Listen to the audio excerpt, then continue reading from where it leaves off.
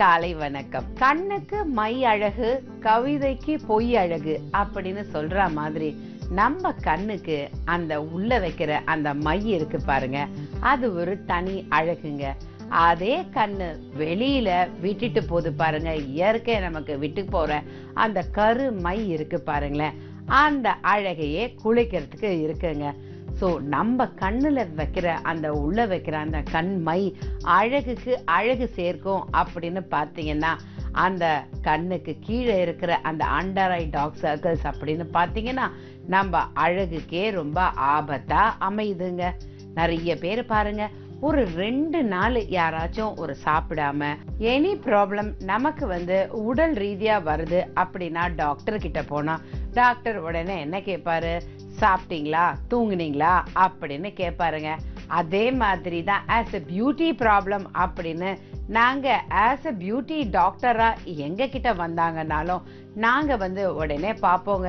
Because ஒரு 2 நாள் அவங்க சாப்பிடாம டயட்டிங் இருந்தேன் அப்படின்னு சொல்லிட்டு வந்தா கூட இம்மீடியட்டா அவங்களோட கண்ணுல அண்டர் ஐ டார்க் சர்க்கிள்ஸ் ரொம்ப பேடா ஃபார்ம் ஆயிருக்கோங்க.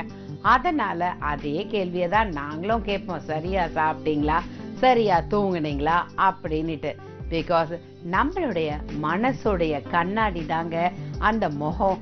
அந்த முகத்தை நாம எவ்வளவு அழகா பராமரிக்கணும், பாதுகாக்கணும் இல்லையா? ஒவ்வொரு கவிஞர்கள் உருவாவதுக்கு காரணம் ஒரு அழகான பெண்ணு, அவளுடைய கண்ணு அப்படின்னு சொல்லுவாங்கங்க. அந்த மாதிரி கவிதை உருவாகிற காரணமா இருக்கிற அந்த கவிஞர்கள் அந்த கண்ணை சொல்றாங்க இல்லையா? அந்த மாதிரி கண்ணை நாம அவங்களுக்கு கவலையை விட்டுட்டு கலை இழக்க செய்யலாமா? பாருங்க, அண்டர் ஐ டார்க் சர்க்கிள்ஸ் இருந்தாலே நிறைய பேர் யங் ஏஜா இருந்தா கூட அவங்களுக்கு அவங்கள பார்க்கும்பொழுது ரொம்ப ஓல்டு சைன் அவங்களுக்கு ஈஸியா தெரிய வந்துடுவாங்க. அதனாலதான் நம்ம கண்ணை ரொம்ப பராமரிக்கணும். நம்மளோட கண்ணு வழியா நம்ம உலகத்தையே பார்க்கிறோம், ரசிக்கிறோம். அப்படிப்பட்ட அற்புதமான அந்த கண்ணு வழியா நாம அந்த கண்ணுல இருந்து கண்ணீர் வரவிடாம, கருவளையம் வரவிடாம பாத்துக்கிறது நம்மளோட கடமை தானே. இயற்கையே கண்ணை ப்ரொடெக்ட் பண்றதுக்காக எவ்வளவோ பல விஷயங்கள் செஞ்சிருக்குங்க. அதுல பாருங்க, நம்மளோட ஐ லேஷஸ் அப்படின்னு எடுத்துக்கோங்களேன். கண்ணுல தூசியே பரவிடாம அது லேஷஸ் நம்மள பாத்துக்குதுங்க.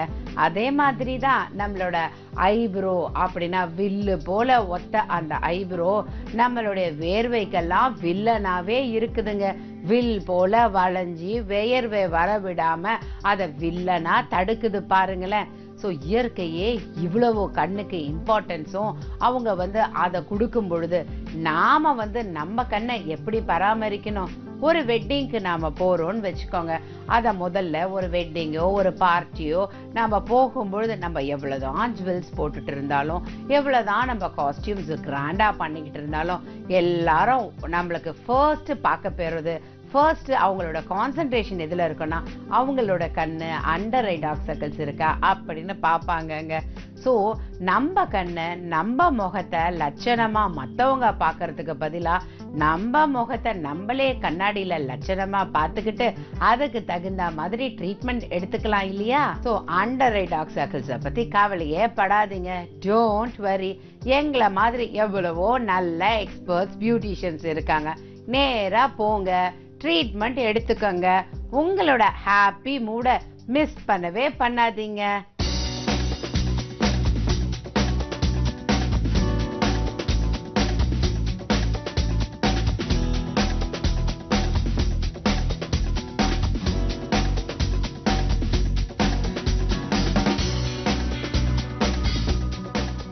இவங்க Mrs Jayanthi Kannan. She is my regular client. இப்ப பாருங்க, அவங்களுக்கு இந்த under eye dark circles treatment எடுத்துக்கிட்டு இருக்கோம். ஸோ என்ன ப்ரொசீஜர்ஸ் அப்படின்னு பார்த்தீங்கன்னா, கிளென்ஸ் பண்றோம். ஆஸ் யூஷுவல் நம்ம ஸ்கின்ல இருக்கக்கூடிய ஸ்க்ரப் எல்லாம் பண்ணி டெட் செல்ஸ் எல்லாம் ரிமூவ். அதுக்கப்புறம் பார்த்தீங்கன்னா அவங்களுக்கு மசாஜ் பண்றோம். அந்த மசாஜ் பண்ணும் பொழுது அண்ட் தென் அவங்களுக்கு ஷானாஸோட ஷா வீடு அண்ட் ஷா ஸ்மூதனிங் இது எல்லாமே நம்ம யூஸ் பண்றோம். பாருங்களேன், under eye dark circles causes for under eye dark circles அப்படின்னு பார்த்தீங்கன்னா நிறைய நமக்கு விட்டமின் டெஃபிஷியன்சினால இந்த மாதிரி நமக்கு டார்க் சர்க்கிள்ஸ் வருது. ஸ்ட்ரெஸ்னால, டென்ஷன்னால, வரீஸ்னால எல்லாருக்கும் இந்த மாதிரி வரும் பாருங்களேன். அண்ட் அது மட்டும் இல்லைங்க, watching TV very closely and then watching movie for long time and in front of அந்த PC system முன்னாடி நம்ம ரொம்ப நேரம் நம்ம பார்த்துக்கிட்டு இருக்கிறது. ஈவன் இந்த சில்ட்ரன்லாம் எடுத்துக்கோங்களேன், பிளேயிங் அந்த வீடியோ கேம்ஸ் எல்லாம் ரொம்ப நேரமாக ப்ளே பண்ணிட்டு இருக்கிறதுனால and reading books in dim light அப்படின்னு பார்த்தீங்கன்னா அவங்களுக்கு இம்மீடியட்டாக அவங்களுக்கு டார்க் சர்க்கிள்ஸ் ஃபார்ம் ஆகும். இதே மாதிரி டயட்டிங் இருந்தாலும் டார்க் சர்க்கிள்ஸ் எல்லாம் ஃபார்ம் ஆகிடும் இல்லையா. ஸோ அது வந்து ஏன்னா because eye portion is very delicate skin அப்படின்றதுனால ரொம்ப சென்சிட்டிவ் அண்ட் டெலிகேட் ஸ்கின் அப்படின்னும்போது இம்மீடியட்டாக நமக்கு ரியாக்ட் ஆகுறது அப்படின்னு பார்த்தீங்கன்னா அந்த கண்ணு தாங்க. ஸோ கண்ணில் தான் உடனே நமக்கு சர்க்கிள்ஸ் எல்லாம் ஈஸியாக ஃபார்ம் ஆகிடும் பாருங்கள். ஸோ இப்படி இருக்கும் பொழுது அவங்களுக்கு மெயினாக நல்ல ஐ எக்ஸசைஸ் அப்படின்னு சொன்னீங்கன்னா ரொம்ப இம்பார்ட்டண்ட்டுங்க. அண்ட் அவங்க பார்த்தீங்கன்னா விட்டமின் ஏ இருக்கக்கூடிய எல்லோயிஷ் வெஜிடபிள்ஸை நிறைய ஃப்ரூட்ஸ் அண்ட் வெஜிடபிள்ஸ் எல்லாம் எடுத்துக்கலாம். முருங்கைக்கீரை அண்ட் பாலக்கீரை, பப்பாயா அண்ட் தென் காலிஃப்ளவர் இதெல்லாம் அவங்க நிறைய எடுத்துக்கணும் பாருங்கள். அதே மாதிரி அந்த ஐ எக்ஸசைஸ் நம்ம பண்ணும் பொழுது நல்ல கிளாக் வாய்ஸ் ஆன்டி கிளாக் வாய்ஸில் ஐ எக்ஸசைஸ் ஃபுல்லாக ரொட்டேஷன் மூமெண்ட்டில் நம்ம பண்ணணும். அண்ட் தென் அவங்களுக்கு வந்து இந்த பாம் எக்ஸசைஸ்ன்னு சொல்லுவோம். அந்த கண்ணை வந்து நல்லா பாமில் படுற மாதிரி கண்ணை க்ளோஸ் பண்ணிக்கிட்டு அந்த எக்ஸசைஸ் வந்து ஒரு ஃபியூ மினிட்ஸ் நம்ம பண்ணணும். இதெல்லாம் பண்ணும்போது நாளடைவில் அவங்க நல்லா அவங்களுக்கு ரிசல்ட்ஸ் வந்து தெரியும். இந்த மாதிரி நம்ம ட்ரீட்மெண்ட் அப்படின்னு எடுத்துக்கிட்டா ஒரு 6 times ஒரு பேக்கேஜ் மாதிரி அவங்களுக்கு வந்து ஆஃபர்ஸ் எல்லாம் கொடுத்துருக்குறோம். ஸோ அது எடுக்கும்போது ஃபர்ஸ்ட் டைம் அவங்க அந்த ட்ரீட்மெண்ட் எடுத்தாலே நல்ல ரிசல்ட்ஸ் அவங்களுக்கு டெஃபினட்டாக தெரியுங்க. ஒரு 25% ரிசல்ட்ஸ் தெரியும். அண்ட் தென் அந்த என்டையர்லி 6 ட்ரீட்மெண்ட் முடிக்கும் பொழுது பார்த்தீங்கன்னா நல்லா அவங்க ஃபுல்லாக சேஞ்ச் ஆகி அவங்க கண்ணு ரொம்ப பிரைட்டாக மிரர் மாதிரி ரிஃப்ளெக்ட் ஆகுற மாதிரி அவங்க அப்படியே மாறிடுவாங்க. ஏன்னா நிறைய பேர் ஹெர்பலில் அண்டர் ஐ டார்க் சர்க்கிள்ஸ்க்கு என்னெல்லாம் பண்ணுறது, என்னெல்லாம் டிப்ஸ் கொடுக்கறது அப்படின்னு நிறைய கேட்பாங்க. நிறைய நானும் 4க்கு 4 உங்கள் எல்லாருக்குமே பியூட்டி டிப்ஸ் நான் சொல்லிக்கிட்டே இருக்கிறேன். பட் இன்னைக்கு நான் எபிசோட்ஸ்லேயே உங்களுக்கு ஒரு கண்ணு கீழே இருக்கிற கருவளையம் அப்படிங்கிறதுனால நிறைய உங்களுக்கு பியூட்டி டிப்ஸ் சொல்ல போகிறேன் பாருங்கள். அண்டர் ஐ அப்படின்னு நம்ம நினச்சாக்கா அண்டர் ஐ டார்க் சர்க்கிள்ஸ்க்குன்னு பார்த்தீங்கன்னா பாதம் இருக்கு இல்லையா, அதை வந்து நீங்கள் அப்படியே மில்கில் சோக் பண்ணி அதை ஸ்லோலி உங்களோட கண்ணில் நெக்ஸ்ட் டே மார்னிங் கம்ப்ளீட்டாக அதை நல்லா கிரைண்ட் பண்ணிவிட்டு அந்த பேஸ்ட் எடுத்து நீங்கள் மசாஜ் பண்ணிக்கலாம். ஃபுல்லாக 8 மாதிரி அண்ட் S&8 மாதிரி சர்க்குலர் மூமெண்ட் மாதிரி ஆன்டி கிளாக் வாய்ஸில் அப்புறம் வந்துட்டு ஐப்ரோ அந்த அப்லிஃப்டிங் ஆஃப் அந்த மசாஜ் அண்ட் அயரிங் அவுட் அப்படின்னு பலவிதமான மசாஜஸ் எல்லாம் நாம் வந்து பண்ணிக்கலாம் பாருங்கள். அந்த கண்ணுக்கு அந்த under eye dark circles formation இருந்தால் அந்த மாதிரி நம்ம எல்லா ஸ்ட்ரோக்ஸும் நம்ம ட்ரை பண்ணி கிளைண்ட்ஸுக்கு ப்ராப்பராக என்ன அவங்களுக்கு அந்த மசில் நர்வ்ஸ் எப்படி ஸ்டார்ட் ஆகுது எப்படி எண்ட் ஆகுது அப்படிங்கிறத பார்த்து அவங்களுக்கு அந்த மசாஜ் நம்ம கொடுக்கணுங்க. அது மட்டும் இல்லை, அதே மாதிரி அவங்களுக்கு அந்த டீ பேடெல்லாம் நம்ம யூஸ் பண்ண பேட் இருக்கு இல்லையா, அந்த ஐபேட் எடுத்து அந்த டீ பேட் எடுத்து அதை கண்ணில் அவங்களுக்கு ஸ்லைட்டாக அப்படியே போட்டுட்டு கண்ணை மூடிக்கிட்டு அப்படியே விட்டுடலாம். அண்ட் பொட்டேட்டோ இருக்கு, அதை நல்லா ஸ்லைஸாக எடுத்துட்டு அதை கண்ணை சுற்றி நம்ம அப்ளை பண்ணலாம். இது மட்டும் இல்லைங்க, அந்த ஜாதிக்காய் அண்ட் தென் சந்தன பவுடர் இருக்கு இல்லையா, அதை கூட நல்லா இழைச்சி ஒரிஜினல் சந்தன பவுடர் அண்ட் ஜாதிக்காவை மிக்ஸ் பண்ணி அதையும் அவங்க கம்ப்ளீட்டாக கண்ணில் அவங்க அப்ளை பண்ணிக்கலாம்.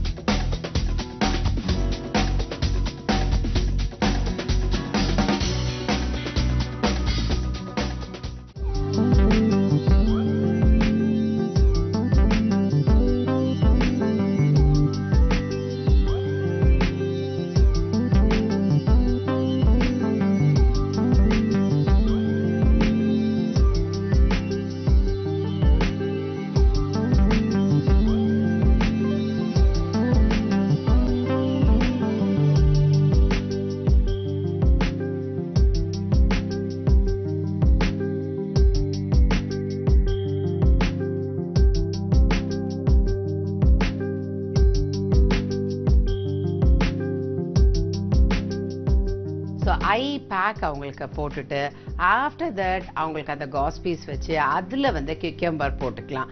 அந்த குக்கம்பரோட அந்த ஜூஸ், அது ஸ்க்ரேப் பண்ண அந்த குக்கம்பர் அப்படியே ஐயில் இறங்கும். ஆஃப்டர் ரிமூவ் தட் அப்படின்னு பார்த்தீங்கன்னா நம்ம ஐ மசாஜர் மிஷினும் நம்ம கண்ணுக்கு கொடுக்கலாங்க.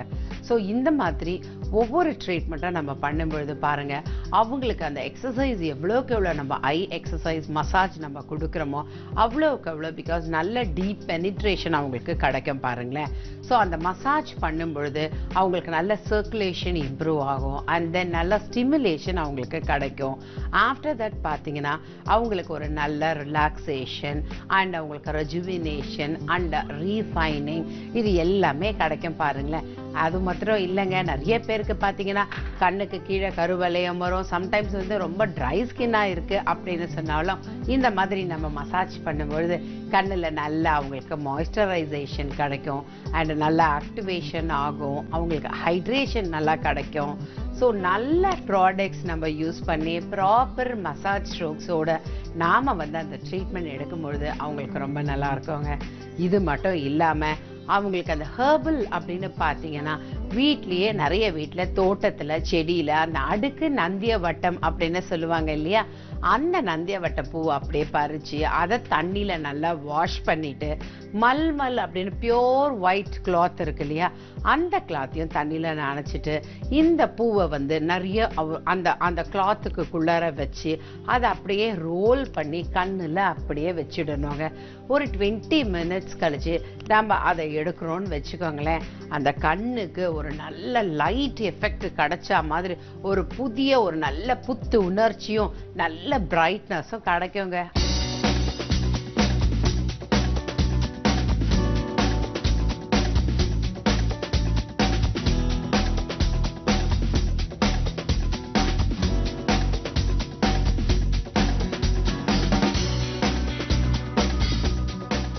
இப்போ ஐ மசாஜர் நம்ம பண்றோம்.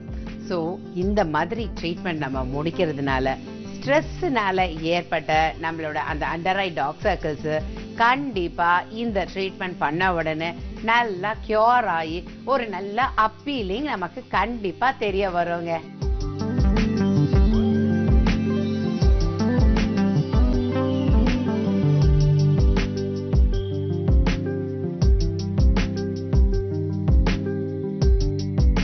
என்ன நேயர்களே, இன்னைக்கு அண்டர் ஐ டார்க் சர்க்கிள்ஸ் ட்ரீட்மெண்ட்டை பார்த்துட்டு எல்லாருக்கும் கண்டிப்பா நமக்கும் அண்டர் ஐ டார்க் சர்க்கிள்ஸ் பண்ணிக்கணும், ட்ரீட்மெண்ட்டு அழகா நம்மளோட டார்க் சர்க்கிள்ஸையும் ரிமூவ் பண்ணிக்கணும் அப்படின்னு தோணி இருக்கும் இல்லையா?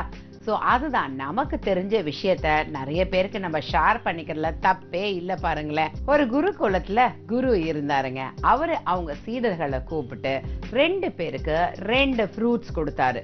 ஒரு ஃப்ரூட் பார்த்தீங்கன்னா நெல்லிக்காய். அதை வந்து அவரு இந்த நெல்லிக்காயில உயிர் சத்து அதிகமா இருக்கு அப்படின்னு சொல்லி கொடுத்தாராம். இன்னொரு சீடருக்கு ஆப்பிள் கொடுத்தாராம். அந்த apple an apple a day keep the doctor away அப்படின்னு சொன்னாராம். ஸோ டெய்லி நம்ம ஆப்பிள் சாப்பிட்ற பழக்கம் ஏற்பட்டா டாக்டர் கிட்ட போக வேண்டிய அவசியமே இல்லை அப்படின்னு அந்த குரு சொல்லி கொடுத்தாராம். ஸோ 2 பேரும் போனாங்களாம். அந்த ஆப்பிள் எடுத்துட்டு போனவர் அப்படியே ஆப்பிள சாப்பிட்டுட்டு வந்துட்டாராம். பட் இந்த நெல்லிக்காய் எடுத்துட்டு போன சீடர் என்ன பண்ணாரு அப்படின்னா, அவரு போய் அந்த நெல்லிக்காவை ஜூஸ் போட்டு 2 கப்பில் எடுத்துட்டு 1 கப் அவரு குடிச்சிட்டு இன்னொரு கப்பு அவரோட குருவுக்கு கொடுத்தாராம். ஸோ அந்த குரு அதை குடிச்சிட்டு நீ ஏன் எனக்கு இதை எடுத்துட்டு வந்த அப்படின்னு கேட்டாராம். அதுக்கு அந்த சீடர் சொன்னாராம், நீங்க தான் சொன்னீங்க இதுல உயிர் சத்து அதிகமா இருக்கு அப்படின்னு சொல்லி, நான் மாத்திரம் நல்லா ஹெல்தியா உயிரோட இருந்து எனக்கு பாடம் சொல்லி கொடுக்கிற குரு, நீங்க வந்து ஆயில் இல்லாம உயிரோட இருந்தீங்கன்னா தானே எனக்கு ரொம்ப நல்லது அப்படின்னு அவரு சொன்னாராம். ஆனா அவர் பாத்தீங்கன்னா உருவத்துல ரொம்ப எளியவரா இருப்பாராம், தோற்றத்துல பாத்தீங்கன்னா ரொம்ப சிறியவரா இருப்பாரு. ஆனா அவர் உள்ளத்தால ரொம்ப உயர்ந்துட்டாரு. முதல்ல நாம பகிர்ந்து கொடுக்க கத்துக்கணுங்க. when we make others happy automatically we will get happinessங்க. அதை வந்து ஒருத்தருக்கு நாம அதை ஷேர் பண்ணி கொடுக்கும்பொழுது அதுல இருக்கிற சந்தோஷம் வேற எதுலையுமே, மற்றவங்களை சந்தோஷப்படுத்தி பார்க்கறதுல இருக்கிற சந்தோஷம் வேற எதுலையுமே இல்லை இல்லையா?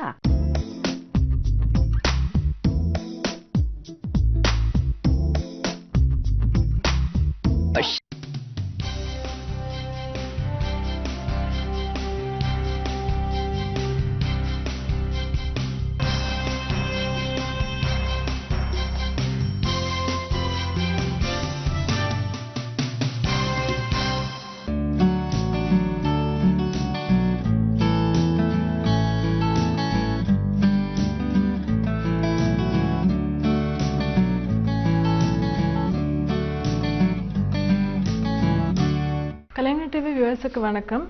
இந்த வாரம் நம்ம விமன் ஃபேஸ் பண்ண நிறைய ப்ராப்ளம்ஸ் பற்றி பேசிகிட்டு இருக்கோம். One of the common problems வந்து over bleeding and fibroids, especially menopausal age group விமனில். ஸோ இந்த மாதிரி ப்ராப்ளம்ஸ்க்கு நம்ம காமனாக பண்ணுற சர்ஜரி வந்து ஹிஸ்டெக்டமி அப்படின்னு ஒரு சர்ஜரி. யூட்ரஸ் மவுத் எல்லாம் ஓவரிஸ் அதெல்லாம் ரிமூவ் பண்ணுற சர்ஜரி பற்றி நம்ம ஹிஸ்டெக்டமி அப்படின்னு சொல்லுவோம். ஸோ ஹிஸ்டெக்டமின்ற ஆப்ரேஷன் வந்து நம்ம எப்போ சஜஸ்ட் பண்ணுவோம்னா minor conservative measures of treatment, அதாவது மெடிசன்ஸ் மூலியமாக ட்ரீட் பண்ணுறது, இல்லைன்னா மினிமலி இன்வேசிவ் ட்ரீட்மெண்ட்ஸ் மூலியமாக நம்ம அந்த மென்ஸ்ட்ரல் ப்ராப்ளம்ஸ்லாம் நம்ம ட்ரீட் பண்ண முடியாட்டி நெக்ஸ்ட் ஸ்டெப்பாக நம்ம வந்து சர்ஜிக்கல் ட்ரீட்மெண்ட், அதாவது கர்ப்பை ரிமூவ் பண்ணுற ஆப்ரேஷன் பற்றி நம்ம டிஸ்கஸ் பண்ணுவோம். இப்போது ஹிஸ்டெக்டமின்றது ஒரு மேஜர் சர்ஜரி தான். நிறையா காம்ப்ளிகேஷன்ஸ், நிறையா பிரச்சனைங்க வரலாம். பட் ஒரு சில பீப்புளுக்கு, அதாவது மைனர் ட்ரீட்மெண்ட் ஆப்ஷன்ஸ் எல்லாம் சக்ஸஸ்ஃபுல்லாக இல்லை, அவங்களுக்கு பிரச்சனை வந்து கண்டினியூ ஆகுதுன்னா யூட்ரஸ் ரிமூவல் பற்றி டெஃபினட்டாக நம்ம யோசிக்க வேண்டியிருக்கோம். ஸோ யூட்ரஸ் ரிமூவல்ன்றது எப்போ நம்ம ரெக்கமெண்ட் பண்ணுவோம்னா, என்ன கண்டிஷன்ஸில் நம்ம ரெக்கமெண்ட் பண்ணுவோம்னா, யூட்ரஸ் ப்ராப்ளம்ஸ் இருக்கும்போது, ரீப்ரொடக்டிவ் ட்ராக் ப்ராப்ளம்ஸ் இருக்கும்போது யூட்ரஸ் ரிமூவல் ரெக்கமெண்ட் பண்ணுவோம். One of the common problems வந்து ஃபைப்ராய்ட் யூட்ரஸ்ன்ற பிரச்சனைக்கு யூட்ரஸ் ரிமூவல் ரெக்கமெண்ட் பண்ணுவோம். ஃபைப்ராய்ட் வந்து சைஸ் ரொம்ப பெருசாக இருக்குது அண்ட் கான்சர்வேட்டிவ் மெஷர்ஸில் ட்ரீட் பண்ண முடியல, ஃபைப்ராய்ட்னால ப்ளீடிங் அதிகமாக இருக்குது, இல்லை ப்ரெஷர், பெயின் சிம்டம்ஸ் அதிகமாக இருக்குன்னா யூட்ரஸ் ரிமூவல் பண்ணால் அந்த பிரச்சனை சால்வ் ஆகிறதுக்கு சான்ஸ் இருக்குது. அண்ட் ஓவர் ப்ளீடிங் பிரச்சனை, டேப்லெட்ஸ் கொடுத்தாச்சு, ஹார்மோன் ட்ரீட்மெண்ட்ஸ் கொடுத்தாச்சு, ப்ராப்ளம் சால்வ் ஆகலைன்னா யூட்ரஸ் ரிமூவல் பண்ண வேண்டியிருக்கும். போஸ்ட் மெனபாசல் ப்ளீடிங் இல்லை ப்ரீ கேன்சரஸ் கண்டிஷன்ஸ் இருக்குது யூட்ரஸ்லன்னா ஹிஸ்டெக்டமி ரெக்கமெண்ட் பண்ணுவோம். அதே மாதிரி எண்டோமெட்ரியோசிஸ், அடினோமயோசிஸ்ன்ற பிரச்சனைங்க கூட பெயின் ரிலீஃப் இல்லை சிவியர் ப்ளீடிங் பிரச்சனைங்க இருந்துச்சுன்னா நம்ம சர்ஜரி ரெக்கமெண்ட் பண்ண வேண்டியிருக்கும். டெஃபினட்டாக கேன்சர் டயக்னோசிஸ், அதாவது யூட்ரஸ் மவுத்தில் கேன்சரோ இல்லை எண்டோமெட்ரியல் கேன்சர் இல்லை ஓவரிஸில் கேன்சர் இருந்துச்சுன்னா த ட்ரீட்மெண்ட் ஆஃப் சாய்ஸ் வந்து யூட்ரஸ் ரிமூவல். அண்ட் ப்ரோலாப்ஸ்ன்ற ஒரு கண்டிஷன், அது அடி இறக்கும், கர்ப்பை வந்து கீழ்வையாக இறங்கி இருக்கு அப்போனா அது ரிமூவ் பண்ண வேண்டியிருக்கும். கர்ப்பை பெல்விக் ஃப்ளோ ஸ்ட்ரெங்தன் பண்ணிவிட்டு யூட்ரஸ் மவுத் ரிமூவ் பண்ண வேண்டிய சர்ஜரி தேவைப்படும். அண்ட் அது இல்லாமல் சில ஸ்பெஷல் கண்டிஷன்ஸில் யூட்ரஸ் ரிமூவல் தேவைப்படும். அதாவது போஸ்ட் டெலிவரி, ஒரு நார்மல் டெலிவரியோ சிசேரியன் கழிச்சு ரொம்ப எக்ஸசிவ் ப்ளீடிங் இருக்குது and again injections and tablets பேக்கிங்கில் வந்து ப்ளீடிங் கண்ட்ரோல் ஆகலைன்னா அந்த சுச்சுவேஷனில் கூட யூட்ரஸ் ரிமூவல் பண்ண வேண்டியிருக்கும். அது ஒரு எமர்ஜென்சி சுச்சுவேஷனாக நம்ம யூட்ரஸ் ரிமூவல் பண்ண வேண்டியிருக்கும். பட் காமனாக நம்ம பண்ணுறது வந்து ரீசன் என்னென்னா, அந்த ஓவர் ப்ளீடிங் பிரச்சனைங்க இல்லைன்னா ஃபைப்ராய்ட் கட்டி, அந்த ரீசன்ஸுக்கு தான் நம்ம ஹிஸ்டெக்டமி பண்ண வேண்டியிருக்கோம். ஸோ ஹிஸ்டெக்டமின்னு யூட்ரஸ் ரிமூவல்னு பேசும்போது நிறைய டிஃப்ரெண்ட் டைப்ஸ் ஆஃப் ஹிஸ்டெக்டமி இருக்குது. காமனாக பண்ணுறது வந்து யூட்ரஸ் அண்ட் சர்விக்ஸ், கர்ப்பை வாய் ரிமூவ் பண்ணுறது தான் யூஸ்வலாக பண்ணுற ப்ரொசீஜர். சம்டைம்ஸ் சப்டோட்டல் ஹிஸ்டெக்டமின்னு ஒரு ப்ரொசீஜர் பண்ண வேண்டியிருக்கும். அதாவது கர்ப்பையோட கீழ்ப்பகுதி யூட்ரஸ் மவுத்தை ரிமூவ் பண்ணிவிட்டு சுப்ரா சர்வைக்கலாக அந்த யூட்ரஸ் மாத்திரம் ரிமூவ் பண்ணுறது பேர் சுப்ரா சர்வைக்கல் ஹிஸ்டெக்டமின்ற ப்ரொசீஜர். இது நம்ம எப்போன்னு சூஸ் பண்ணுவோம்னா, சில சமயம் அந்த ரொம்ப அடிஷன்ஸ், எண்டோமெட்ரியோசிஸ் பிரச்சனையில் வந்து ரொம்ப குடலும் யூட்ரஸ் மவுத்தும் ரொம்ப அட்டாச்சாக இருந்தது, அதை செப்பரேட் பண்ணும்போது குடலுக்கு டேமேஜ் ஆகிறதுக்கு வாய்ப்பு இருக்குது. அந்த மாதிரி கண்டிஷனில் வந்து நம்ம கர்ப்பையோட கீழ்ப்பகுதி அந்த சர்விக்ஸ் மாத்திரம் ரிமூவ் பண்ணி பிரச்சனை எங்கே இருக்கோ, அதாவது யூட்ரஸில் ப்ராப்ளம் இருந்துச்சுன்னா யூட்ரஸை மாத்திரம் ரிமூவ் பண்ணுற சர்ஜரி பேர் நம்ம சூப்ரா சர்வைக்கல் ஹிஸ்டெக்டமி இல்லைன்னா சப் டோட்டல் ஹிஸ்டெக்டமி அப்படின்னு நம்ம சொல்லுவோம். ரேடிக்கல் ஹிஸ்டெக்டமின்ற ஒரு ப்ரொசீஜர் எப்போ பண்ணுவோம்னா, கேன்சர்ன்ற டயக்னோசிஸ் வரும்போது, அதாவது யூட்ரஸ் மவுத்தோடு சேர்த்து ஓவரிஸ் அண்ட் கருக்குழா ஃபெலோப்பியன் டியூப்ஸை ரிமூவ் பண்ணணும். இது இல்லாமல் அந்த கர்ப்பை பக்கத்தில் இருக்க கனெக்டிவ் டிஷ்யூ அண்ட் அதில் லிம்ஃப் நோட்ஸ் அண்ட் ஒரு part of the vagina, period பேசேஜோட டாப் போர்ஷன் கூட எல்லாமே எக்ஸ்டென்சிவாக கொஞ்சம் பண்ணுற சர்ஜரி பேர் ரேடிக்கல் ஹிஸ்டெக்டமி அப்படின்னு சொல்லுவோம். ஸோ ஒரு கண்டிஷன், ஒரு இண்டிகேஷனுக்கு பொறுத்த மாதிரி அந்த ஹிஸ்டெக்டமி கூட மைல்ட்லேருந்து ரேடிக்கலாக வந்து எல்லாம் ரிமூவ் பண்ணுற ப்ரொசீஜர் ஆல் இன்க்ளூசிவாக இருக்கலாம். இப்போ யூட்ரஸ் ரிமூவல் ப்ரொசீஜரே வந்து வேரியஸ் மெத்தட்ஸில் கர்ப்பை ரிமூவ் பண்ணுறதுக்கு டிஃப்ரெண்ட் டெக்னிக்ஸ் இருக்குது. அப்டாமினல் ஹிஸ்டெக்டமின்றது தான் ஓல்டஸ்ட் டெக்னிக். அதாவது அப்டமனில் வயிற்றில் ஒரு இன்சிஷன் போட்டு யூட்ரஸை ரிமூவ் பண்ணி யூட்ரஸ் மவுத்தை ரிமூவ் பண்ணுற ப்ரொசீஜர் பேர் அப்டாமினல் ஹிஸ்டெக்டமி அப்படின்னு சொல்லுவோம். ஸோ இந்த அப்டாமினல் ஹிஸ்டெக்டமி வந்து யூஸ்வலாக லார்ஜ் ஃபைப்ராய்ட்ஸுக்கு பண்ணுவோம். கர்ப்பையில் இருக்க ஃபைப்ராய்ட் சைஸ் ரொம்ப பெருசாக இருந்துச்சுன்னா அப்டாமினில் தான் ரிமூவ் பண்ண வேண்டியிருக்கும். எண்டோமெட்ரியோசிஸ்ன்ற பிரச்சனையில் கூட அப்டாமினல் ஹிஸ்டெக்டமி தான் பண்ண வேண்டியிருக்கும். அகெயின் கேன்சர்ஸ்ன்ற டயக்னோசிஸ் வரும்போது மேல் வழியாக அப்டமன் வழியாக தான் ஹிஸ்டெக்டமி பண்ண வேண்டியிருக்கும். ஸோ இதில் அட்வான்டேஜ் என்னென்னா இந்த மாதிரி எக்ஸ்டென்சிவ் சர்ஜரிஸ் பண்ணலாம் அண்ட் சப்போஸ் மேலே ஏதாவது லிவர் பக்கத்தில் ஏதாவது பிரச்சனை இருக்கான்னு ஐடென்டிஃபை பண்ணுறதுக்கு அங்கே எக்ஸ்ப்ளரேஷன் பண்ணணும்னா பண்ணலாம், வேறு மேலேருந்து பயாப்சி எடுக்கணும்னா எடுக்கலாம். ஸோ இந்த மாதிரி நம்ம ஹிஸ்டெக்டமி தவிர வேறு ஏதாவது ப்ரொசீஜர்ஸ் பண்ணோம்னா அட் த சேம் டைம் நம்ம பண்ணிக்கலாம். பட் டிஸ்அட்வான்டேஜ் வந்து யூஸ்வலாக கொஞ்சம் பெயின் அண்ட் ரெக்கவரி கொஞ்சம் அதிகமாக இருக்கும், கொஞ்சம் 4 to 6 weeks ஆகும் ரெக்கவரிக்கு. அண்ட் யூஸ்வலாக வந்து மயக்கம் கொடுத்து அப்டமனில் கட் பண்ணும்போது அந்த பெயின் போஸ்ட் ஆப்ரேட்டிவாக பெயின் கொஞ்சம் அதிகமாக இருக்கும். கர்ப்பை ரிமூவ் பண்ணுறதுக்கு இன்னொரு மெத்தட் வந்து வெஜினல் ஹிஸ்டெக்டமி அப்படின்னு சொல்லுவோம். வெஜினல் ஹிஸ்டெக்டமின்றது கீழ்வழியா, அதாவது வெஜினல் பேசேஜ் மூலமா யூட்ரஸ் ரிமூவ் பண்ணுற ப்ரொசீஜர் வந்து வெஜினல் ஹிஸ்டெக்டமி. இது எப்போ பண்ணுவோம்னா ஆல்ரெடி கொஞ்சம் ப்ரொலாப்ஸ் இருக்குது, அதாவது கர்ப்பை அடி இறக்கம் இருக்குது, கொஞ்சம் அதோட பொசிஷன்லேருந்து யூட்ரஸ் கொஞ்சம் கீழே இறங்கி வந்திருக்குன்னா கீழ் வழியாகவே அந்த கர்ப்பை ரிமூவ் பண்ணுற ப்ரொசீஜர் பேர் வெஜினல் ஹிஸ்டெக்டமி. அண்ட் யூட்ரஸ் இந்த வெஜினலாக சர்ஜரி பண்ணுறதுக்கு யூட்ரஸில் வந்து ஃபைப்ராய்டு எதுவும் இருக்கக்கூடாது, ஓவர் ப்ளீடிங் பிரச்சனைக்கு பண்ணலாம் இது, இல்லைன்னா post menopausal bleeding, menopause periods நின்னதுக்கப்புறம் ஏதாவது ப்ளீடிங் ஸ்பாட்டிங் இருந்துச்சுன்னா அப்போ வந்து வெஜினல் ஹிஸ்டெக்டமி ப்ரொசீஜர் பண்ணலாம். ஸோ இது டெஃபினட்டாக வந்து இது ஒரு shorter easier procedure and recovery கூட கொஞ்சம் பேஷண்ட்க்கு ஈஸியராக இருக்கும், பெயின் வந்து லெஸ்ஸாக இருக்கும், post operative pain and recovery வந்து சிம்பிளராக இருக்கும். பட் இந்த ஸ்பெஷல் கண்டிஷன்ஸை ஃபுல்ஃபில் பண்ண, அதாவது நார்மல் சைஸ் யூட்ரஸ், கொஞ்சம் ப்ரொலாப்ஸ் இருக்குது அண்ட் பெரிய ஃபைப்ராய்டு எதுவும் இல்லைன்னா நம்ம வெஜினலாக கீழ் வழியாகவே சர்ஜரி ரிமூவ் பண்ணுறது பற்றி பேர் வந்து வெஜினல் ஹிஸ்டெக்டமி அப்படின்னு சொல்லுவோம். இப்போ லாப்ரோஸ்கோபிக் அசிஸ்டட் வெஜினல் ஹிஸ்டெக்டமின்னு ஒரு மெத்தட் ரீசெண்ட் டைம்ஸில் வந்திருக்கு. ஸோ இந்த லாப்ரோஸ்கோபிக் வெஜினல் ஹிஸ்டெக்டமின்றது என்ன ப்ரொசீஜர்னா, அப்டமனில் வந்து ஒரு கீஹோல் சர்ஜரி மாதிரி ஒரு ஸ்மால் 3 to 4 இன்சிஷன்ஸ் போட்டு லாங் இன்ஸ்ட்ருமெண்ட்ஸ் யூஸ் பண்ணுவோம். அதாவது லாப்ரோஸ்கோபிக் இன்ஸ்ட்ருமெண்ட்ஸ் மூலிமா அந்த கர்ப்பையை வந்து சைடில் இருக்க அட்டாச்மெண்ட்ஸ்லேருந்து செப்பரேட் பண்ணியாச்சுன்னா அதுக்கப்புறம் அந்த யூட்ரஸை வந்து கீழ் வழியாக வெஜினல் ஹிஸ்டெக்டமி மாதிரி கீழ் வழியாக அந்த டெலிவரி மாதிரி ரிமூவ் பண்ணுற ப்ரொசீஜர் பேர் laparoscopy assisted vaginal hysterectomy.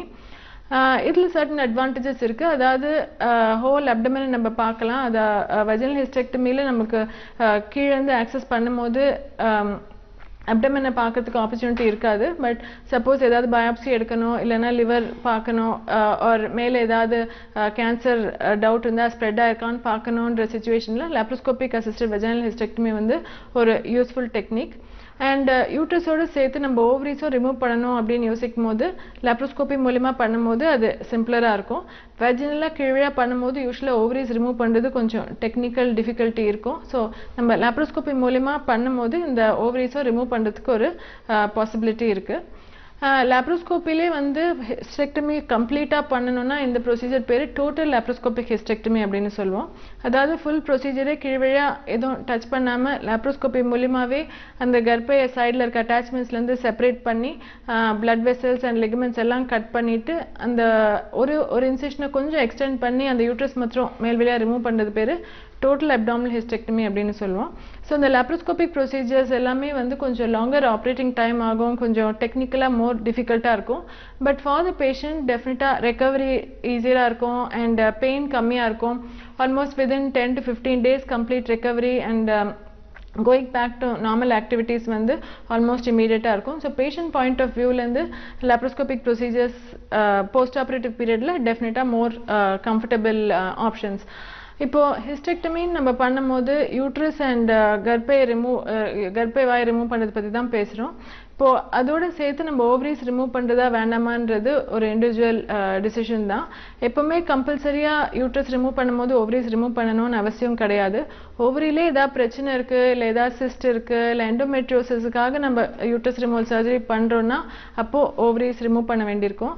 R during surgery அந்த ஓவரி வந்து கர்ப்பையில் ரொம்ப அட்டாச்சாக இருக்குது, அடிஷன்ஸ் இருக்குது, ஆர் பார்க்கும்போது டேமேஜாக இருக்குன்னா யூட்ரஸ் ரிமூவலோடு சேர்த்து ஓவரி ரிமூவ் பண்ணுவோம். பட் டிஃபால்ட்டாக எப்போவுமே கர்ப்பையோடு சேர்த்து ஓவரிஸ் ரிமூவ் பண்ணணும்னு அவசியம் கிடையாது. ஈவன் யூட்ரஸ் ரிமூவ் பண்ணால் கூட ஓவரிஸ் வந்து கொஞ்சம் ஃபங்க்ஷன் ஆகிட்டே இருந்துச்சுன்னா போஸ்ட் ஆப்பாக ஓவரிஸ்லேருந்து வர ஹார்மோன்ஸ் வந்து போன்ஸை ஸ்ட்ரெங்தன் பண்ணுறதுக்கு, ஹார்ட் ஸ்ட்ரெங்தன் பண்ணுறதுக்கு யூஸ்ஃபுல்லாக இருக்கும். ஸோ சர்ஜரி பண்ணதுக்கப்புறம் காம்ப்ளிகேஷன்ஸ்னால் யூஸ்வலாக கொஞ்சம் பெயின் இருக்கும், ப்ளீடிங் இருக்கும் அண்ட் சம்டைம்ஸ் பக்கத்தில் இருக்க ஆர்கன்ஸுக்கு இன்ஜுரி வரலாம்.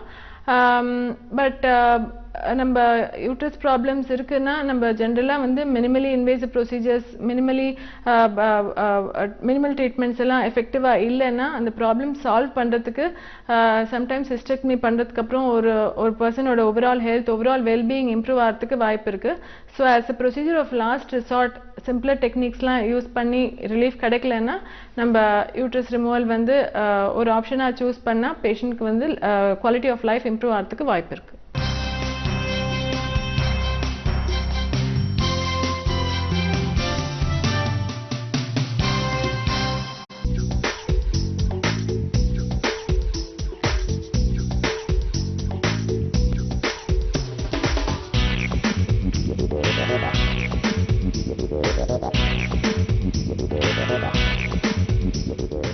வணக்கம் நேயர்களே, இப்போ பார்த்தீங்கன்னா லீவு வருது, டிசம்பர் மாதம் இல்லை ஏப்ரல் மாதம்.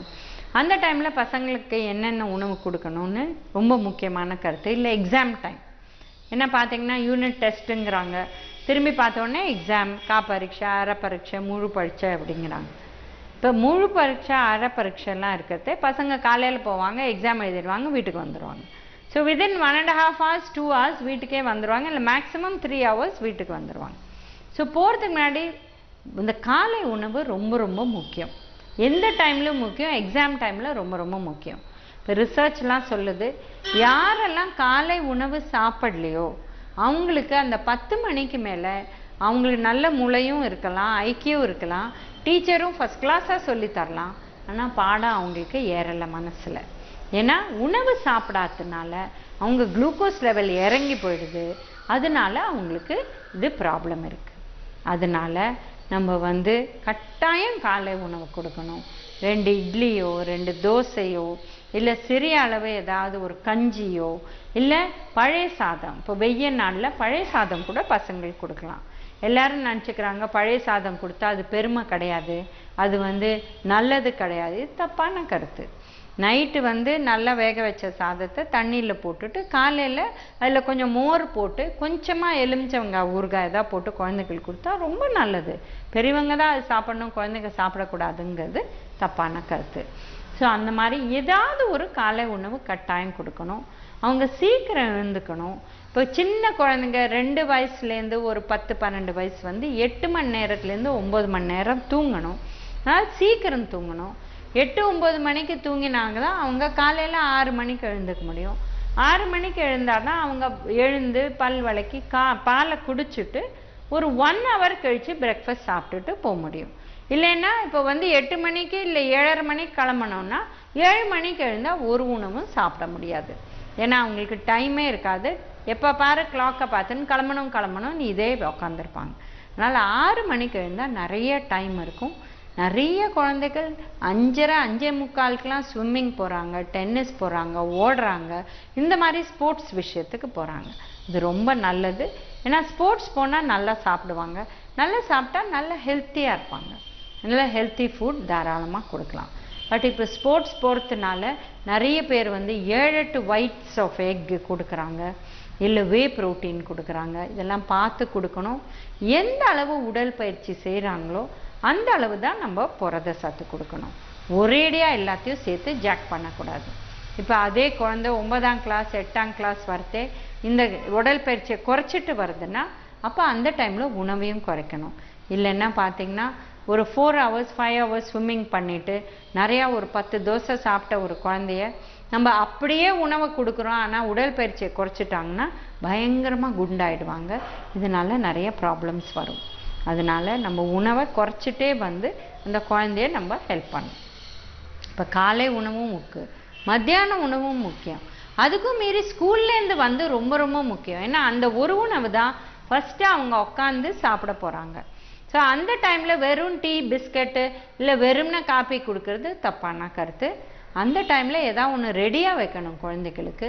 அது வந்து இட்லி தோசையாக இருந்தாலும் காய் பருப்பு இருக்கணும், இல்லை சாதமாக இருந்தாலும் சாம்பார் காய், அந்த மாதிரி 3 ஐட்டம் இருக்கணும். கிரெயின்ஸ் இருக்கணும், அதாவது சாதம் இல்லை கோதுமை இல்லை கேழ்வரகு கம்பு சோளம் ஏதாவது ஒன்று. அப்புறம் இந்த மாதிரி புரத சத்து உள்ள உணவு பருப்பு வகைகள் இல்லை முட்டை இருக்கணும். அப்புறம் காய். இது 3மே பசங்க சாப்பிடணும். 2 வயசா இருந்தாலும் சரி, 16 வயசா இருந்தாலும் சரி, அளவு தான் மாறுமே வழிய என்னென்ன சாப்பிடணுங்கிறது மாறாது. அதனால் ஸ்கூல்லேருந்து வந்து கட்டாயம். இப்போ சில வயசான பசங்க ஒரு கிளாஸ் 8 கிளாஸ் 9 வந்தால் உடனே ஸ்கூல்லேருந்து டியூஷன் போயிடுறாங்க. அப்புறம் வந்து 7 மணிக்கு தான் முதல் உணவே ஒழுங்காக சாப்பிட்றாங்க. அது வரலும் காலையிலையும் கேன்டீன், மத்தியானமும் கேன்டீன், ஈவினிங் ஏதோ ஹோட்டலில் சாப்பிட்டு போகிறாங்க. இது தப்பான கருத்து. ஏன்னா வளரும் வயசில் வேணுங்கிறது புரத சத்து. ஹோட்டலில் சாப்பிட்ற வரலும் புரத சத்து அந்த அளவுக்கு கிடைக்காது. நம்ம நிச்சயமாக புரத சத்து அந்த குழந்தைகளுக்கு வேணும். ஏன்னா அடாலசன்ட் ஏஜில் பருவத்தில் நிறையா வளருவாங்க. நிறைய புரத சத்து கொடுத்தா நல்ல ஹைட் வளருவாங்க. சுண்ணாம்பு சத்து, இரும்பு சத்து எல்லாமே அவங்களுக்கு தேவை.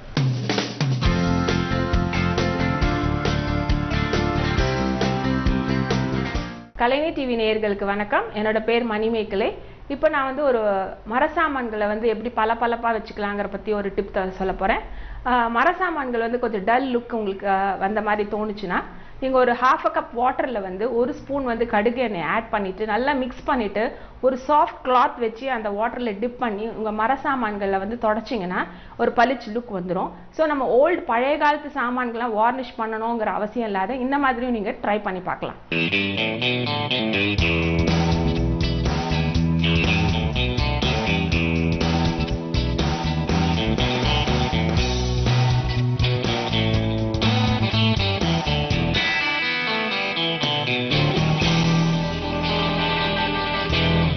வணக்கம் நேயர்களே, என் பேர் பார்வதி அசோக். கலைநயம் பகுதியில் இன்னைக்கு டெரகோட்டா ஜுவல்லரி செஞ்சு காட்டுறதுக்காக இங்கே வந்திருக்கேன். இப்போ கரண்ட் ட்ரெண்ட் வந்து டெரகோட்டா ஜுவல்லரி தான். இந்த காலேஜ் கேர்ள்ஸ்லேருந்து மிடில் ஏஜ் லேடிஸ் எல்லாமே வந்து டெரகோட்டா ஜுவல்லரி விரும்பி போட்டுக்கிறாங்க. இது வந்து நம்ம சாரீக்கு மேட்சிங்காக, ட்ரெஸ்ஸுக்கு, அதோட டிசைனுக்கு மேட்சிங்காக போடுறது இப்போ ட்ரெண்டாக இருந்துட்டு வருது. இது நம்ம எப்படி செய்ய போகிறோங்கிறத நான் இன்னைக்கு கற்றுக் கொடுக்க போகிறேன். வாங்க பார்க்கலாம்.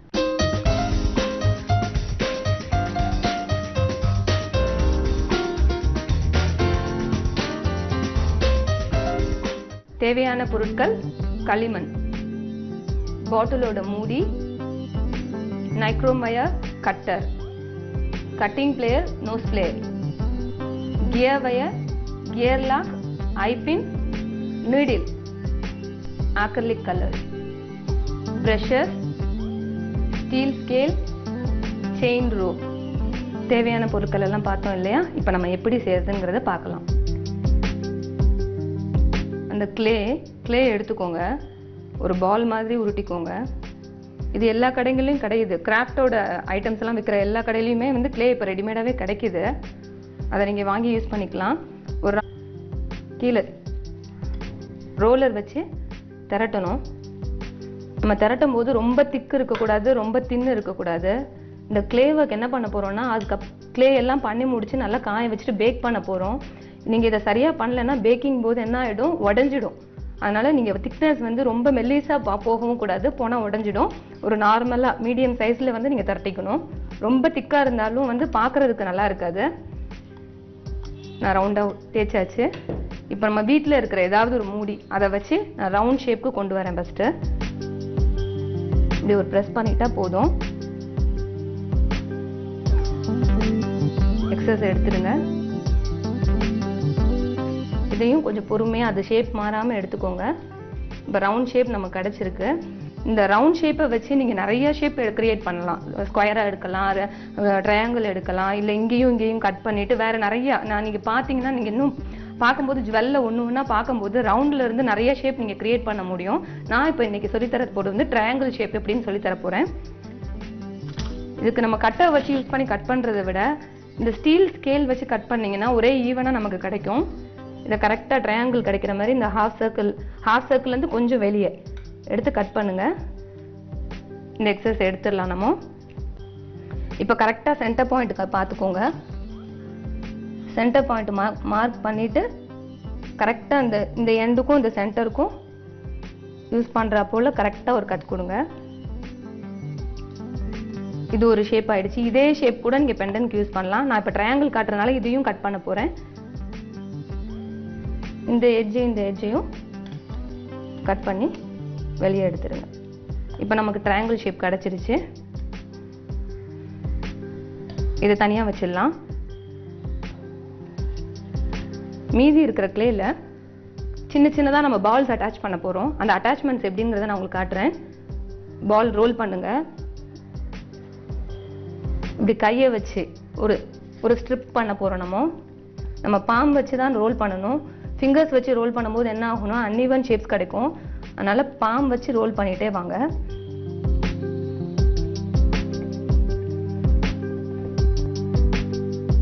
எல்லா சைஸும் ஒரே ஈவனா நமக்கு கிடைக்கணும்.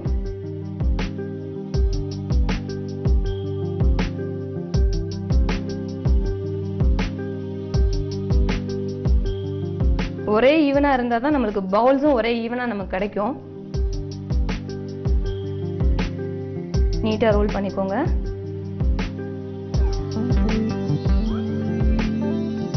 ரொம்ப பெருசு போனா கட் பண்ணி எடுத்துருங்க. ஷேப்ஸ் மாறுறதுக்கு சான்ஸ் இருக்கு. இவ்வளவு போதும். இப்ப ஈவனா நம்ம கட் பண்ண போறோம். குட்டி குட்டி பால்ஸ் பண்றதுக்கு ஒரே அளவுல கட்டர்ஸ் வச்சு. இதோட சின்னதா வேணா இன்னும் கூட நீங்க தின்னா ரோல் பண்ணி அதுக்கப்புறம் கட் பண்ணலாம். எத்தனை பீட்ஸ் வேணுமோ இப்படி கட் பண்ணிக்கலாம். இந்த பீட்ஸை வந்து சின்ன சின்ன பால்ஸா நம்ம மாத்த போறோம். இந்த உள்ளங்கையில வச்சுதான் நம்ம பண்ணணும். அழகா ஒரு பால் பண்ணிக்கோங்க. இது மாதிரி பால்ஸ் இது மாதிரி பண்ணி வச்சுக்கலாம். இந்த பால்ஸ்ல வந்து நம்ம கம்பி ஃபிக்ஸ் பண்ணணும்.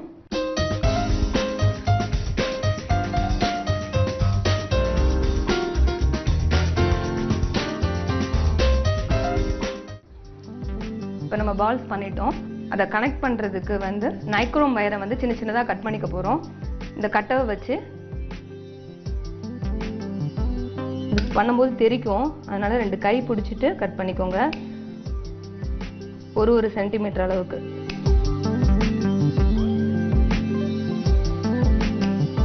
இந்த மாதிரி கட் பண்ணிக்கோங்க. இந்த கம்பியை இதோட நுழைச்சுக்கோங்க. ஈரமா இருக்கிற அந்த குட்டி பால்ஸோட நுழைச்சி இது மாதிரி ரெடி பண்ணி வச்சுக்கோங்க. திரும்பவும் காட்டுறேன்.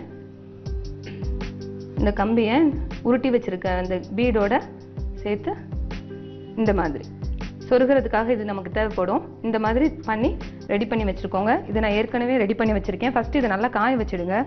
நான் ஏற்கனவே இதை ரெடி பண்ணி வச்சுருக்கேன். இந்த பால்குள்ளே இதை உள்ளே சொருகி வச்சுடுங்க. லைட்டாக ஒரு ப்ரெஸ் கொடுத்துருங்க. அழுத்துட்டிங்கன்னா அது அப்படியே இருக்கும். இந்த மாதிரி ஃபஸ்ட்டே ரெடி பண்ணி காய வச்சுக்கோங்க. இப்போ இந்த முன்னாடியே செஞ்ச ஷேப் மேலே இதை குத்த போகிறோம். ஏற்கனவே நான் ரெடி பண்ணி காய வச்சு எடுத்துகிட்டு வந்திருக்கிறேன். இதை வரிசையாக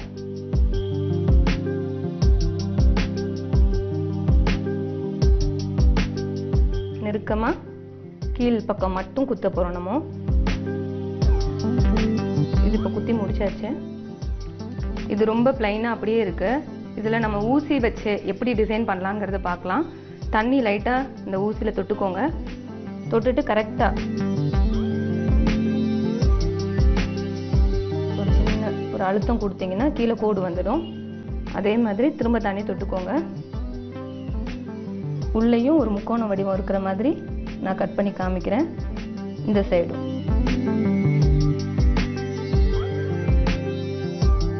பண்ணிக்கலாம். இப்போ ஊசியோட பேக் சைடு வச்சு தண்ணி அங்கேயும் தொட்டுக்கோங்க. இப்படி அழுத்தம் கொடுங்க. இதுவே நமக்கு ஒரு ஷேப் கிடைக்கும். இந்த மாதிரி பேனாவோட பின் பேக் சைடு நமக்கு வீட்டில் குட்டி பசங்க டாய்ஸ்ல இருந்து கூட நம்ம வந்து டூல்ஸ் எடுத்துக்கலாம். இதுக்காக பெருசாக தனியாக டூல் வாங்க வேணுங்கிற அவசியம் இல்லை.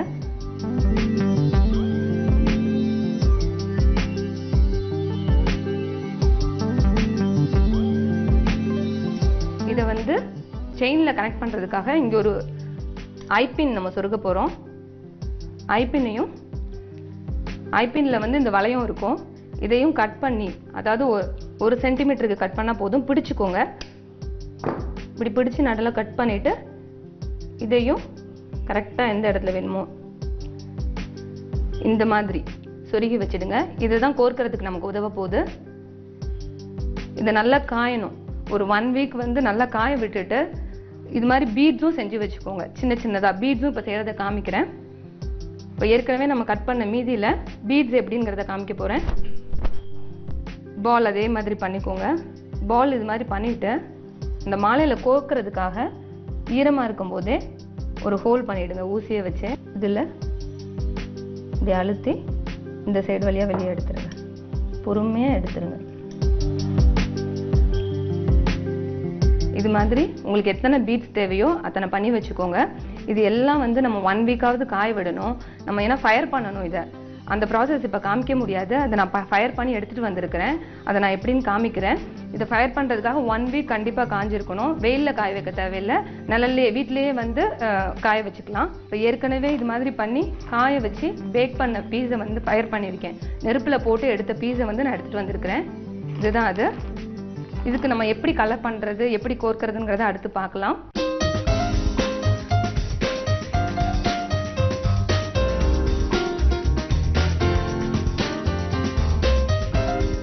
ஏற்கனவே சுட்டு வச்சிருக்கிற டாலரில் நான் இப்போ எப்படி கலர் பண்ணுறதுங்கிறத சொல்ல போகிறேன். நான் ஃபஸ்ட்டு இதில் கருப்பு கலர் அடிக்க போகிறேன். கொஞ்சம் தண்ணி எடுத்துக்கலாம். ஃபுல்லாக கருப்பு கலர் அடிச்சிடுறேன்.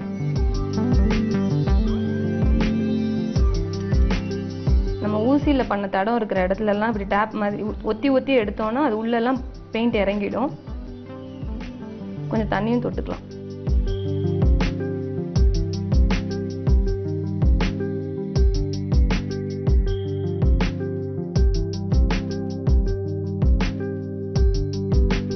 இப்போ இங்கே கருப்பு கலர் கொடுத்துட்டோம். இந்த இடத்துக்கு வந்து நான் சிகப்பு கலர் கொடுக்க போகிறேன். ப்ரஷ்ஷை நல்லா கழுவிக்கோங்க. கருப்பு மேலே அந்த கலர் மேலே படாமல் இதில் மட்டும் கொடுங்க. பின்பக்கமும் கொடுத்துக்கலாம்.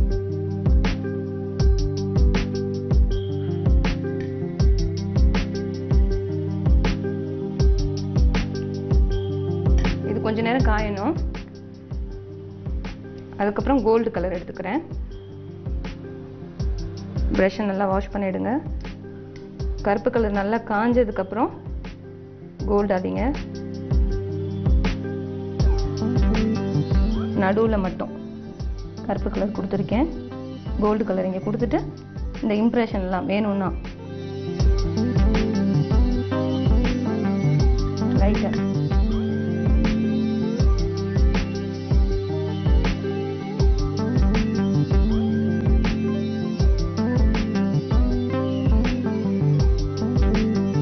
பெண்டன் கலர் பண்ணி முடிச்சிட்டோம். நான் ஏற்கனவே இந்த பீட்ஸையும் கலர் பண்ணி எடுத்துகிட்டு வந்திருக்கிறேன். இதை எப்படி நம்ம கோர்க்கிறதுன்னு பார்க்கலாம். இந்த கியர் வயரில் ஃபஸ்ட்டு இந்த பெண்டன் உள்ளே நுழைச்சிக்கோங்க. நுழைச்சிட்டு இந்த சைடு எத்தனை பீடு வேணுமோ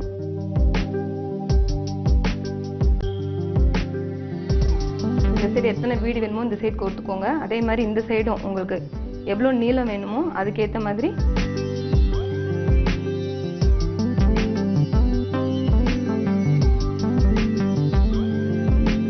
எவ்வளோ நீளம் தேவையோ இல்லை வேறு வேறு கலரு இடையில ஃபுல்லாக நான் ரெட்டு கோர்த்துருக்கேன்.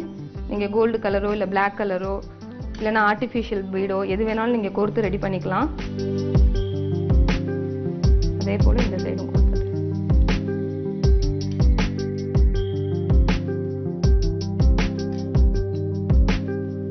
வீட்டில் ட்ரெஸ்ஸுக்கு மேட்சிங்காக, கலருக்கு மேட்சிங்காக, அதோட டிசைனுக்கு மேட்சிங்காக நீங்கள் என்ன வேணாலும் இதில் க்ரியேட் பண்ணலாம்.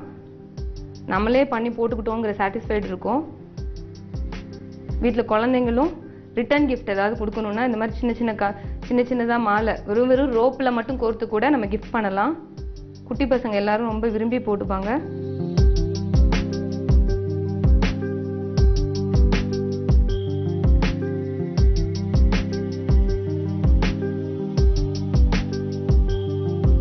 ரெண்டு சைடும் ஒரே கவுண்ட் வர மாதிரி 2 சைடும் நான் கோர்த்துட்டேன். இதில் இப்போ வந்து கியர் லாக் எப்படி ஃபிக்ஸ் பண்ணுறதுன்னு சொல்ல போகிறேன். கியர் லாக் இது வந்து சின்னதாக ஒரு ரவுண்டாக ஒரு ஹோலோட ஒன்று கிடைக்கும். இது கியர் லாக் கடைங்களில் கிடைக்கும். ஆர்டிஃபிஷியல் ஜுவல்லரி விற்கிற மெட்டீரியல் கடையிலே இதெல்லாம் கிடைக்கும். இதை நான் ஃபஸ்ட்டு உள்ளே கோர்த்துட்டேன். அதுக்கப்புறம் இந்த ரோப் வைக்கிறதுனால ரோப்போட ஒரு சைடு இதில் இருக்கிற ஹோலை வந்து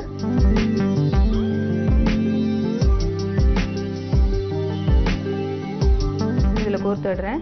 கோர்த்துட்டு திரும்பவும் இந்த கியர் லாக்குள்ளேயே இதை நம்ம கோர்த்துக்கணும். கோர்த்துட்டு டைட்டாக அந்த கார்னருக்கு எடுத்துகிட்டு வந்துடுங்க. இந்த நோஸ் பிளேயர் வச்சு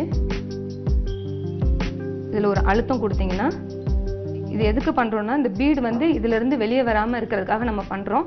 அழுத்தம் கொடுத்துட்டிங்கன்னா இந்த பீட்ஸ் எல்லாம் இந்த சைடு தள்ளிடலாம்.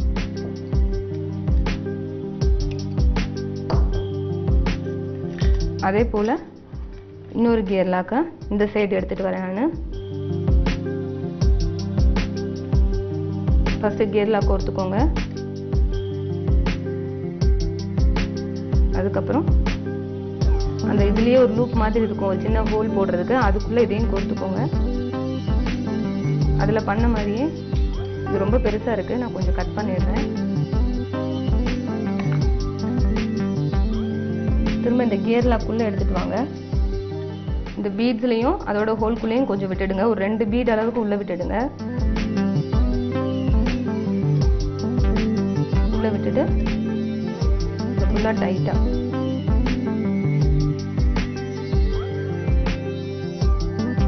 இது அப்படியே இழுத்துட்டு வந்தீங்கன்னா, இந்த பீடு இழுத்துட்டு வந்தீங்கன்னா அது டைட் ஆகிடும். அதுக்கப்புறம் நோஸ் பிளேயர் வச்சு அந்த சைடு பண்ண மாதிரியே இந்த சைடும் ஒரு அழுத்தம் கொடுத்துடுங்க. எக்ஸ்ட்ரா வயரை கட் பண்ணி எடுத்துடுங்க.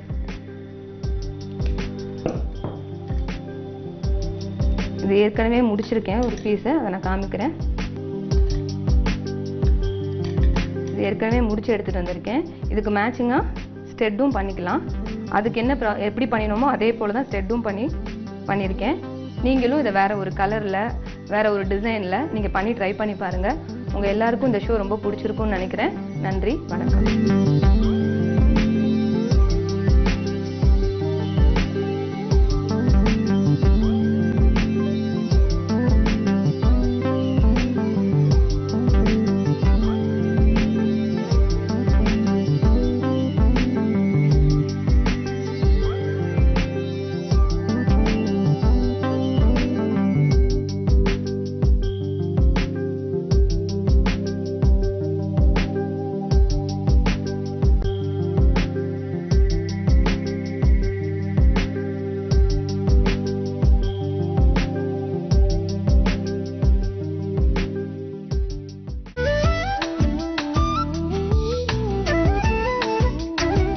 கலைஞர் தொலைக்காட்சி நேயர்களுக்கு எனது இனிய காலை வணக்கம். இன்று நமது கவிக்குயில் நிகழ்ச்சியில் காண இருக்கும் கவிதை அவள் ராணி. அரைதோறும் கூவல்களுக்கு பின்னால் அவள் ஓடிக்கொண்டிருப்பாள். 5 மணி பால்காரன் எழுப்பியதோடு நள்ளிரவு வரை அவள் காதுக்கு அத்தனையும் அலாரங்கள். 5 மணி பால்காரன் எழுப்பியதோடு நள்ளிரவு வரை அவள் காதுக்கு அத்தனையும் அலாரங்கள். எத்தனை முறை துவைத்தாலும் அவள் ஆடைக்கு மட்டும் கருப்புதான் பிடிக்கும். எத்தனை முறை துவைத்தாலும் அவள் ஆடைக்கு மட்டும் கருப்புதான் பிடிக்கும். வீட்டினுள் அதிக முறை உச்சரிப்பது அவள் பெயர்தான். வீட்டினுள் அதிக முறை உச்சரிப்பது அவள் பெயர்தான். கடிகார முல்லை காட்டிலும் அதிகம் சுழலுவதும் அவள்தான். கடிகார முல்லை காட்டிலும் அதிகம் சுழலுவதும் அவள்தான். அவள் விசுவாசத்திற்கு பிஞ்ச செருப்பும் பழைய சேலையுமே போதுமானதாகிவிட்டது. அவள் விசுவாசத்திற்கு பிஞ்ச செருப்பும் பழைய சேலையுமே போதுமானதாகிவிட்டது. 10 தேய்ப்பதிலேயே கிரீடம் சூடியவள். அவள் 10 தேய்ப்பதிலேயே கிரீடம் சூடியவள். பழையதென்று எது மிஞ்சினாலும் அவளும் நாயும் பங்கிட்டுக் கொள்வார்கள். பழையது என்று எது மிஞ்சினாலும் அவளும் நாயும் பங்கிட்டுக் கொள்வார்கள். சில நேரங்களில் நாய்க்கே பத்தாது. ஆயா என்ற உறவில் அத்தனை பிள்ளைக்கும் தாயுமானவள் அவள். ஓடி ஓடி வேலை பார்க்கும் ஓயாத உழைப்புக்காரி. ஓடி ஓடி வேலை பார்க்கும் ஓயாத உழைப்புக்காரி. எத்தனை வருஷம் உழைத்தும் அவள் இன்னும் வேலைக்காரி. ஓடி ஓடி வேலை பார்க்கும் ஓயாத உழைப்புக்காரி. எத்தனை வருஷம் உழைத்தும் அவள் இன்னும் வேலைக்காரி. பெயரில் மட்டும் அவள் ராணி.